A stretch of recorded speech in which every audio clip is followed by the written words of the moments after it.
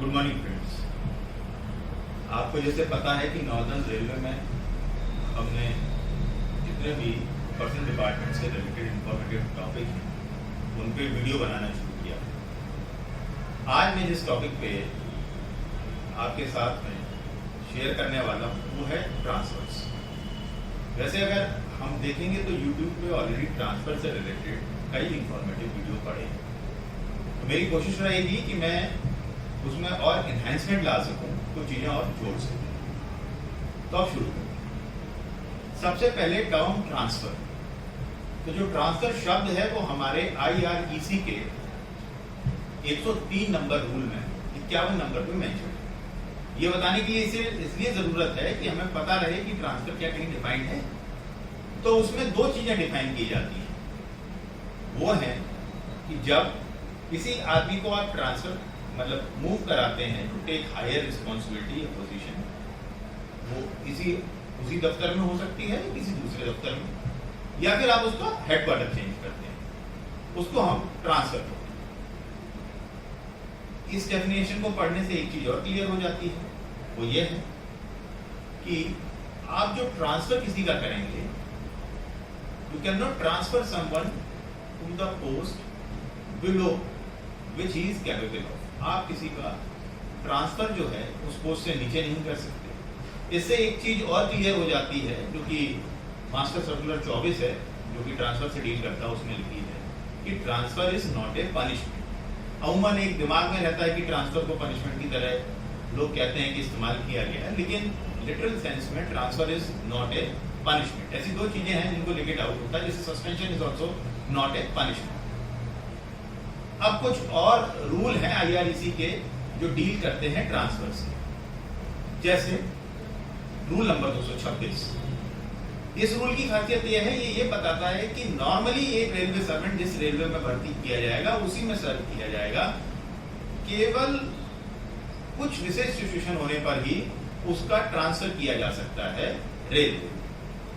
227 rule जो है वो बताता है कॉम्पिटेंट अथॉरिटी कौन। ये जानना इसलिए जरूरी है कि भाई आपका जो ऑर्डर निकाल रहा है या जो आपके ऑर्डर इशू हुए हैं वो कॉम्पिटेंट अथॉरिटी ने किए हैं। अगर नहीं किए हैं तो that order would not be correct. उसके बाद 228 रूल है जो लियन ड्यूरिंग ट्रांसफर की बात करता है। 229 जो है वो ओन रिक्वेस्ट ट्रांसफर की बात करता है। 230 म्यूचुअल ट्रांसफर की बात करता है, और 231 एक डिपार्टमेंट से दूसरे डिपार्टमेंट में ट्रांसफर की बात।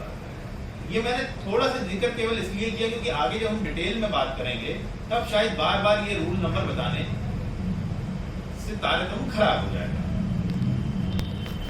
अच्छा, इसके अलावा 232 बताता है ट्रांसफर ऑन पब्लिक ग्राउंड। ये एक जानने वाली चीज है कि transfer on public ground is something different than किसी को पनिशमेंट के लिए आपका ट्रांसफर करना है। इसके अलावा ट्रांसफर से रिलेटेड कुछ जानकारी मॉडल SOP में भी है, वो भी एक बार देख लेते हैं। तो उसका जो तीसरा रूल है वो कहता है ट्रांसफर ऑफ पोस्ट के बारे में। ट्रांसफर ऑफ पोस्ट टेम्पररी या परमानेंट। तो अब इससे सवाल उठता है कि ट्रांसफर ऑफ पोस्ट से क्या मतलब है। तो उसके लिए हमें एक शब्द जानना पड़ेगा जिसे कहते हैं पिन पॉइंटिंग। पिन पॉइंटिंग क्या होता है, जैसे मान लीजिए कोई एक कैडर है, मैं फॉर एग्जांपल सिग्नल की बात कर लूं, ESM 3 का कैडर है, मैं लखनऊ डिवीजन की बात करता हूं। तो उसमें क्या है कि मान लीजिए वो 40 पद, तो वो अलग अलग स्टेशन पे विभाजित किए गए होंगे, जिससे कि हर स्टेशन पे जरूरत के हिसाब से लोग पोस्ट किए जा सके। अब टेम्पररी हो सकता है कि किसी एक स्टेशन पे किसी काम की वजह से ज्यादा की जरूरत है, तो अब आप ऐसा तो नहीं कर सकते जहां एक सैंक्शनड स्ट्रेंथ है, वहां मतलब जहां एक पोस्ट पिन पॉइंटेड है वहां आप 2 लोगों को ले जाएं, तो उस केस में आपको टेम्पररी व्यक्ति के साथ पोस्ट भी ले जानी पड़ेगी उस जगह। तो ये पिन पॉइंटिंग का एक दूसरा जो मॉडल SOP में है उसमें डिफाइंड है कि कौन कॉम्पिटेंट अथॉरिटी होती है हेडक्वार्टर फिक्स करने।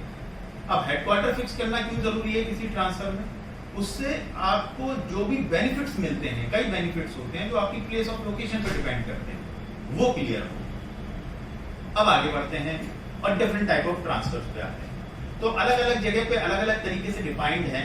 सरल भाषा में आप ऐसे समझ सकते हैं, मोटा मोटा 2 तरह से ट्रांसफर होता है। पहला, जब कर्मचारी खुद रिक्वेस्ट करे।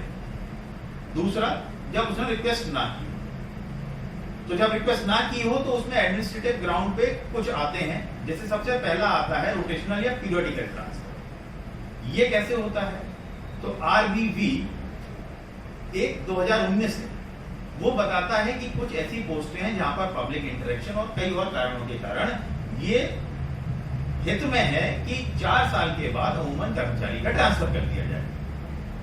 वो पोस्टें जो है वो उसमें आइडेंटिफाइड है। अब उसमें एक और अच्छी बात की गई है कि नॉर्मली ये ज्यादा अच्छा रहेगा कि एक कर्मचारी की प्लेस ऑफ पोस्टिंग बदल दी जाए, जगह बदल दी जाए, लेकिन कई बार ऐसा पॉसिबल नहीं होता। तो उस केस में एटलीस्ट सीट बदल दी जाए। सीट बदलने से मतलब है जो काम वो देखता है वो बदल दिया जाए। जैसे मान लीजिए ऑफिस पर्सनल डिपार्टमेंट की बात करें तो अब कोई चीफ ओएस थे जो इंजीनियरिंग को देखा करते थे, उनको आपने ट्रांसफर करके चीफ ओएस पेबल बना दिया। तो आपने उनका भले वो है डीआरएम ऑफिस में, लेकिन नेचर ऑफ वर्क चेंज कर दिया। दूसरे रीजन जब एडमिन ट्रांसफर करता है वो है shrinking of cadre. Shrinking of cadre का मतलब ये किसी भी कारण से अगर वो कैडर छोटा हो रहा है उसमें बस हमें ये ध्यान रखना है कि जूनियर मोस्ट को पहले हिलाना है, सीनियर को बाद। उसके बाद में सीबीआई या विजिलेंस एंगल के कारण कई बार ट्रांसफर किए जाते हैं। वो इसलिए किए जाते हैं जिससे कि आदमी जो है वो उस जगह पे रह के जो इन्वेस्टिगेशन हो रही है उसको प्रभावित ना कर सके। अब उसके बाद ओन रिक्वेस्ट ट्रांसफर्स पे आते हैं। तो जब ओन रिक्वेस्ट ट्रांसफर पे आते हैं तो इसमें मोटे मोटे 2 तरह के होते हैं। एक होता है म्यूचुअल और एक होता है प्योरली ओन रिक्वेस्ट। इसके अलावा एक ओन रिक्वेस्ट पे 2-3 और हैं। जैसे आप मान लीजिए कि किसी ने स्पाउस ग्राउंड पे अप्लाई किया हो। एक और ये हो सकता है कि मान लीजिए किसी के घर में कोई बच्चा है जिसको because of his different needs, इसको कहते हैं डिफरेंट एबल्ड बच्चा है, उसको टेक केयर करने के लिए वो ट्रांसफर मांग रहा हो। एक एक करके आते हैं। तो कभी भी इस तरह के जितने भी ट्रांसफर होते हैं उनमें एक प्रायोरिटी रजिस्टर्ड टर्म का इस्तेमाल होता है। तो प्रायोरिटी रजिस्टर इसमें ऐसा है कि भाई आपके पास एप्लीकेशन रोज आ रही है, तो आप किसकी एप्लीकेशन पहले फॉलो करेंगे, किसको आप पहले आगे बढ़ाएंगे। तो उसके लिए जिसकी एप्लीकेशन पहले आई he would be rank higher on priority rather than हो सकता है जिसने बाद में मिली है वो सीनियर हो, लेकिन जिसकी हमें पहले मिली है रिक्वेस्ट वो प्रायोरिटी में आ गया है। उसके बाद ऑलरेडी किसी एक वीडियो में मैंने देखा है, डिस्कस्ड है, जिसे आप देख सकते हैं। मैं इन शॉर्ट में बता दूंगा कि ओन रिक्वेस्ट में क्या होता है। ओन रिक्वेस्ट में बेसिकली मान लीजिए कि अगर एक ग्रुप सी कर्मचारी है जो लखनऊ मंडल में है और वो जाना चाहता है दिल्ली मंडल, तो इसमें उसका जोन सेम। एक दूसरा हो सकता है वो लखनऊ मंडल में कार्यरत है और वो जाना चाहता है बड़ौदा, इसमें जोन चेंज हो रहा है। तो एक हो गया इंटर डिविजनल और एक हो गया इंटर जोनल। म्यूचुअल ट्रांसफर को लेके कुछ रूल हैं जिन पे हम लोग आएंगे, पर सबसे पहले एक चीज समझ लेते हैं जो इसी से लिंक्ड है, वो है effect of transfer on seniority. तो जब भी एडमिनिस्ट्रेटिव ग्राउंड पे ट्रांसफर किया जाएगा तो सीनियरिटी पे मोटा मोटा असर नहीं पड़ता है, लेकिन ऑन रिक्वेस्ट पे जब किया जाएगा तो व्यक्ति बॉटम सीनियरिटी पे आ जाता है। बॉटम सीनियरिटी का मतलब ये होता है कि अगर किसी कैडर की सीनियरिटी लिस्ट में 21 लोग थे जो तब तक कंफर्म थे और काम कर रहे थे, तो ये जो 22वां कर्मचारी आएगा वो सबसे नीचे आ जाएगा। और म्यूचुअल ट्रांसफर जो होता है उसमें एक्सचेंज होती है सीनियरिटी विद ए कैप की। जो जूनियर मोस्ट होता है वो तो अपनी रिटेन करता है, जो सीनियर वाला आता है उसको भी जूनियर वाले की सीनियरिटी मिलती है। अब जो एक और ट्रांसफर को लेके मद है वो ये है कि जो यूनियन के सदस्य होते हैं या यूनियन के ऑफिस बियरर होते हैं उनको लेके थोड़ा सा नियम अलग है। वो क्या है कि कुछ तरह के ट्रांसफर हैं जिसमें हमें यूनियन से उनकी अनुमति लेनी है, उनकी अनुशंसा लेनी है। कुछ ऐसे हैं जिसमें हमें इन्फॉर्म करना है। जैसे अगर हम प्रमोशन पे किसी का ट्रांसफर कर रहे हैं तो हमें केवल इन्फॉर्म करना है। अगर किसी सीबीआई विजिलेंस के प्रकरण में हम कर रहे हैं तो then we just need to inform. On request पे कर रहे हैं तो हमें इसलिए कुछ नहीं करना है क्योंकि कर्मचारी ने खुद ऑन रिक्वेस्ट पे कहा। लेकिन अगर हम पीरियोडिकल ट्रांसफर या एडमिनिस्ट्रेटिव ग्राउंड पे कर रहे हैं तो इसका क्या प्रक्रिया होगी कि हम सबसे पहले लिख के सूचित करेंगे यूनियन को और उनसे कहेंगे कि आप अपनी एनओसी दीजिए। अगर वो एनओसी दे देते हैं तो well and good, we will move ahead. In case there is a difference of opinion, वो मना करते हैं, तो अब उसके बाद भी एडमिनिस्ट्रेशन को लगता है कि we should move ahead, then the matter will be forwarded to headquarter. वहां जीएम साहब के पास इसको प्रस्तुत किया जाएगा। अब जीएम साहब वहां पर भी हो सकता है कि he may allow, he may not allow. If he decides नहीं हमें वी शुड मूव अहेड, हमें आगे बढ़ना है इस ट्रांसफर के साथ में, तो हमें यूनियन को एक रीजनेबल टाइम देना होता है फॉर देयर अल्टरनेट अरेंजमेंट, जो कि 1 साल तक या नेक्स्ट इलेक्शन तक ऐसा काम करता है। इसके अलावा एक डिपार्टमेंट से दूसरे डिपार्टमेंट में भी ट्रांसफर होते हैं, जैसे ग्रुप डी के केस में। तो ग्रुप डी के केस में जो एक डिपार्टमेंट से दूसरे डिपार्टमेंट में ट्रांसफर करने का है जीपी 1800 में, तो वो पावर डीआरएम महोदय को है। इसके बाद एक चीज और इससे लिंक है, वो ये है कि जब भी आप किसी का ट्रांसफर करते हैं तो इसको लेके भी एक गाइडलाइन है कि आपको अतिशीघ्र जल्दी से जल्दी उसके जो डॉक्यूमेंट्स हैं वो भेज देने चाहिए, उसके पर्सनल डॉक्यूमेंट्स आपको डिस्पैच कर देने चाहिए। अब इसके बाद में कुछ ट्रांसफर से रिलेटेड नए रेलवे बोर्ड गाइडलाइंस आई हैं, उनको और डिस्कस कर लेते हैं। जैसे एक अभी आया है आरबी 203/2019, वो ये कहता है कि जब भी, जैसे अभी हमने समझा था कि जब भी किसी का हम ट्रांसफर ऑन रिक्वेस्ट का करते हैं या म्यूचुअल का करते हैं तो उनकी सीनियरिटी पे इफेक्ट पड़ता है, यानी जो जितना लेट छूट के जाएगा उतनी उसकी सीनियरिटी और नीचे हो जाएगी। तो इस केस में ये बताया गया है कि यदि किसी के इस तरीके से रिलीव करने में 3 महीने से ज्यादा समय का वक्त लग रहा है सब कुछ होने के बाद में, तो that file should be put up with the reason to DRM through senior DPO. उसके अलावा एक डाउट आया था कि जब इंटर जोनल ट्रांसफर की हम बात करते हैं तो एक कैप है कि भाई व्यक्ति ने 5 साल तक का काम कर रखा हो उस जोन में, लेकिन इसमें भी एक्सेप्शन क्या है? यदि कोई स्पाउस ग्राउंड पे मांगता है, कोई ट्रांसफर जो है वो म्यूचुअल मांगता है, या वो ट्रांसफर मांगता है बिकॉज कि उसका बच्चा डिफरेंशियली एबल्ड है, उसको जरूरत है, या वो खुद में डिफरेंशियली एबल्ड है, तो उस केस में ये 5 साल का रिस्ट्रिक्शन नहीं है। अन्यथा किसी भी केस में आपको 5 साल तक उस जोन में काम करना है।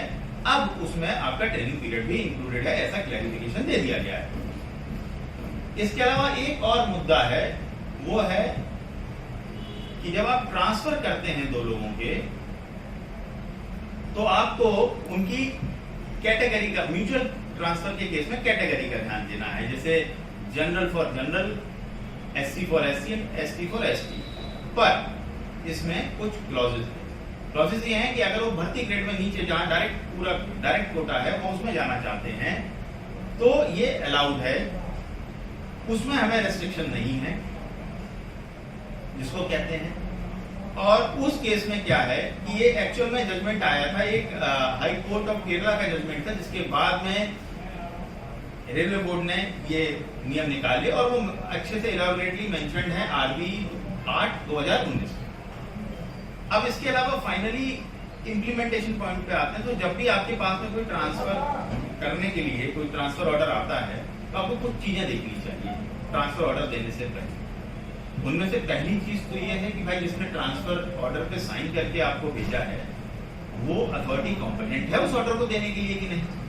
दूसरी चीज, वो जहां से जिधर कर्मचारी को भेजना चाह रहे हैं वहां ऑलरेडी पिन पॉइंटेड पोस्ट खाली है कि नहीं। तीसरी चीज ये है कि प्रायोरिटी तो किसी की इग्नोर नहीं हो रही है। मान लीजिए एक कोई स्टेशन है, स्टेशन एक्स, वहां जाने के लिए मैं पहले से अर्जी लगाए बैठा हूं और किसी दूसरे व्यक्ति ने लगा दी, तो प्रायोरिटी रजिस्टर जिसका हमने पहले जिक्र किया था उसका यही काम है कि भाई जिसकी प्रायोरिटी पहले है उसे भेजा जाए। लेकिन कभी कभी हो सकता है एडमिनिस्ट्रेटिव रिक्वायरमेंट है कि जो मेरे बदले जिसे प्रशासन भेजना चाहता है उसके पीछे कोई कारण है कि भाई वो उस काम को अच्छे से संभाल सकता है या उसकी उससे ज्यादा कोई बड़ी दिक्कत है, तो उस केस में आउट ऑफ टर्न आपको अप्रूवल लेना पड़ेगा डीआरएम महोदय से, आपको तब भेजना पड़ेगा। और कोई भी जब आप ट्रांसफर ऑर्डर निकालते हैं तो वो प्लेसमेंट कमेटी के पास रहता है। ये भी एक जजमेंट आया था, उसके कारण किया गया है। प्लेसमेंट कमेटी का मोटा मोटा काम क्या है, प्लेसमेंट कमेटी के 3 मेंबर होते हैं जो पहले से ही चयनित रहते हैं किसी भी डिवीजन में, वो इन सारी चीजों को देखते हैं। तो बहुत जरूरी है कि आप प्लेसमेंट कमेटी के थ्रू उन ऑर्डरों को निकालें और फिर अपने ऑर्डर को जो है उसे पब्लिक करें। तो ये कुछ मोटे मोटे पॉइंट्स थे जो हमने आज ट्रांसफर से रिलेटेड डिस्कस किए। मुझे उम्मीद है कि इसमें से कुछ चीजें आपको पसंद आई होंगी, और यदि आपके कुछ सुझाव हों तो मुझे जरूर बताइएगा।